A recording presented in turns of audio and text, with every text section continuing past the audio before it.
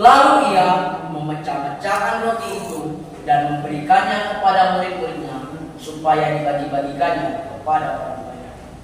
Sampai saudara MK yang terkasih dalam Kristus, dalam Injil hari ini dari Lukas 9 ayat 11b sampai 17, kita dapat membaca Yesus berkata-kata kepada orang banyak.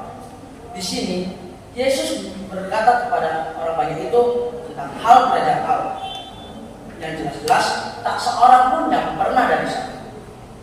Yesus dapat mengatakan hal kerajaan Allah karena Yesus adalah putra Allah yang datang dari Allah.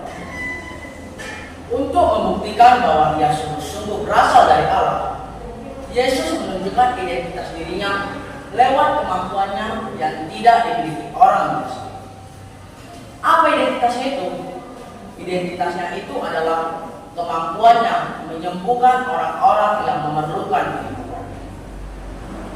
Kita bayangkan pada masa itu banyak orang buta, bisu, tuli, lumpuh, kusta, dan berbagai penyakit yang di masa itu belum bisa disembuhkan. Tetapi Yesus menyembuhkan dengan cara-cara yang singkat dan tak biasa.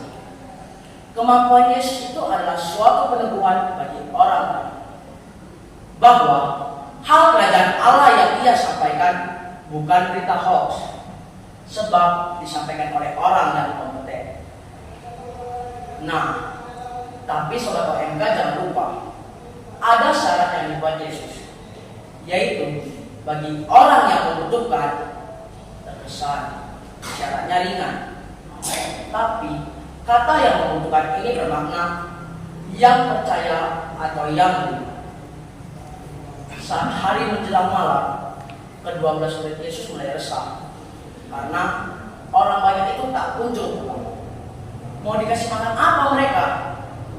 Inilah keresahan kedua belas murid Yesus, hingga mereka pun mengusulkan kepada Yesus agar menyuruh orang banyak itu pergi. Keresahan seperti yang dialami kedua belas murid Yesus ini sampai sekarang masih dipakai oleh panitia rapat atau bahkan panitia sekolah, dengan men-setting waktu rapat agar dimulai setelah melewati jam makan siang dan harus selesai sebelum jam makan malam, agar panitia tidak memikirkan makan bagi peserta. Ayo, sobat yang pernah jadi panitia hari ini, benar atau betul? Betul. Tapi tidak demikian bagi Yesus. Bagi Yesus, selama orang banyak itu masih tekun mendengar, tidak boleh disebut. Yesus memerintahkan ke-12 muridnya, kamu harus memberi mereka makan. Walau saat itu mereka hanya punya persediaan 5 roti dan 2 ikan. Yesus kembali menunjukkan kealahannya di depan ke-12 muridnya dan di depan orang banyak yang saat itu ada sekitar 5.000 orang lagi.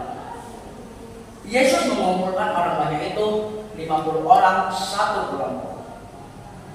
Yesus memerintahkan murid-muridnya agar mengasih roti itu kepadanya dan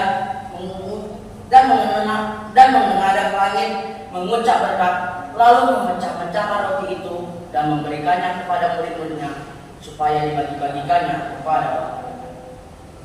Setelah semua kenyang, mereka mengumpulkan potongan-potongan roti yang sisa itu sebanyak 12 bangkai. Apa makna yang dapat kita ambil dari kisah ini?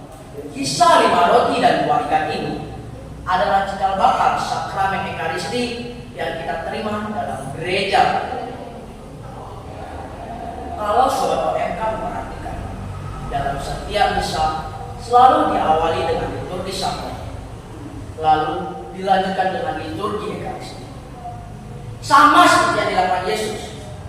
Kalau kita simak perkataan Yesus, Dia menyerahkan roti itu kepada murid-muridnya supaya dibagi-bagikannya kepada orang.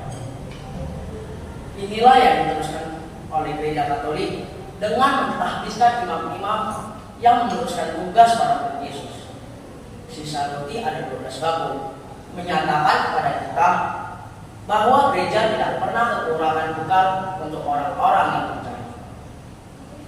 Nah, Sobat OMK Paroki Sakramen Maha Kudus yang terkasih, paroki kita adalah paroki Sakramen Maha Kudus loh, yang cikal bakalnya adalah peristiwa 5 roti dan 2 ikan.